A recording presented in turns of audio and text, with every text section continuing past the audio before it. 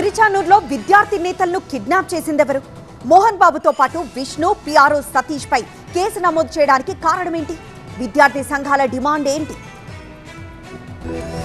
తిరుపతి జిల్లా తిరుచానూరులో జరిగిన కిడ్నాప్ ఘటనలో కీలక విషయాలు వెలుగులోకి వస్తున్నాయి. మోహన్ బాబు యూనివర్సిటీ ఫీజుల దోపిడీపై ఎస్ఎఫ్ఐ నేతలు కలెక్టరేట్ ముట్టడికి సిద్ధమవుతుండగా ఇద్దరు విద్యార్థి నేతలను బౌన్సర్లు కిడ్నాప్ చేయడం కలకలం రేపింది. ఎస్ఎఫ్ఐ నేతలు అక్బర్, వినోద్ను బౌన్సర్లు బలవంతంగా కారులో తీసుకెళ్లారు. మోహన్ బాబు యూనివర్సిటీ యాజమాన్యం కిడ్నాప్ చేయించిందని పోలీసులకు సిపిఎం నేతలు ఫిర్యాదు చేశారు. దౌర్జన్యం చేసిన విషయాన్ని, కిడ్నాప్ చేసిన విషయాలన్నింటి కూడా ఎస్పీ సుబ్బరాయుడు గారి దృష్టికి తీసుకెళ్లాము.